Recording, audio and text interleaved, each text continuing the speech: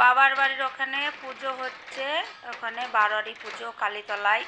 আমাদের ওখানে কালীতলায় কালী পুজো হয়।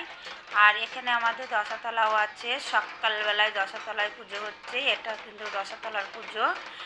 আর কালীতলার পুজোটা রাতে হয়ে গেছে, আর আমি যাইনি। আমার ছেলে গেছিল আমার ছেলে গেছিল।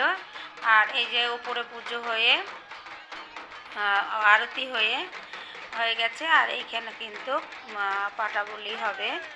আর এখানে সব ধরাধরি করছে।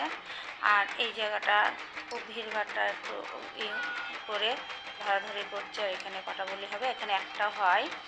আর ওখানে আমাদের কালীতলার মণ্ডপে ওখানে প্রতি বছরে দুটো করে হয়। আর প্রচুর যাত্রী, প্রচুর ভিড়ভাট্টা। আর আমি কিন্তু একটু সকালবেলায় আমি কিন্তু বাবার বাড়ি চলে গেছি, রাতে কিন্তু আমি যাইনি। রাতে আমার বাবার বাড়ি যাওয়া হয়নি। সকালবেলায় একটু বেলা হলে গিয়েছি, বাড়িতে মিস্ত্রি লেগেছিলো তাই যাওয়া হয়নি। আর এখানে এসে দেখছি অনেক দিন কিন্তু বাবার বাড়ি আসেনি গো। এসে দেখছি এই যে এরা পাইপ দিয়ে উনুন করেছে আর রান্না করছে। এটা হচ্ছে ছোটো ভাইয়ের বৌদি। তাই ওকে বলছি ভুট্টোকে এই দুপুরবেলায় খায় না রাতে খায়, তো বলছে এখন পুরি রেখে দিই। আর এটা হচ্ছে আমার ছোটো ভাইয়ের ছেলে। আর দেখো দুটো রান্নাঘর করেছে, দুটোই পাইপ দেওয়া রান্নাঘর। এ ঘরে ও ঘরে দুটো ঘরেই রান্না ঘর করেছে, আর খুব ভালো হয়েছে। আর ছোটো ভাইয়ের ঘর বানিয়েছে নতুন, তাই অনেক দিন আমি যাইনি। ছোটো ভাইয়ের বউ বলছে দিদি এই ঘরে আসো, তাই আমি বলছি একটু ভিডিও করি। আর এই যে ছেলেপিলে জানো তো নতুন ঘরে খেলাধুলা করে, ছেলেপিলে খেলাধুলা করছে। আর এখানে আমার ছোটো ভাইয়ের মেয়ে শুয়ে আছে। তা ও দেখে বলছে পিসি ভিডিও করছো? আমার বলছে হ্যাঁ। তা ও আবার লজ্জা পাচ্ছে। আমি বলছি লজ্জা করছিস কেন? তাই ঘরটা একটু দেখিয়ে দিলাম তোমাদের। আর আমি অনেক দিন আসিনি, আমারও দেখা হচ্ছে। আর এই যে আমার ছোটো ভাইয়ের বউ, ও ঝাঁট দিচ্ছে। রান্নাবান্না ওর কমপ্লিট হয়ে গেছে আর ঝাঁট দিচ্ছে। বলছে দিদি এই ঘরটা দেখো। তা বলছে হ্যাঁ এই ঘরটা দেখি। আর এই ঘরে নতুন নতুন শোকেস আলমারি নিয়েছে, ভালোই লাগছে। আর ওর ঘরটাও কমপ্লিট হয়ে গেছে। আর আমি বলছি আমি অনেক দিন আসিনি তো। আর এটা হচ্ছে রান্নাঘরটা খুব সুন্দর। আমরা বাইরে রান্না করলে আবার ঘরে কি রান্না করলে বলো, ঘরে একটু প্রসাদ রান্না করলাম। আর এটা করছে দোকানঘরটা এমন কিছু বড় হয়নি। আর এটা তো আমাদের রাস্তা, একদম রাস্তার উপরে বাড়ি, বাবার বাড়িটা। আর দিয়ে এটা দোকানঘর, ভবিষ্যতে কোনো দোকান টোকান করবে বলে দোকানঘর করে রেখেছে।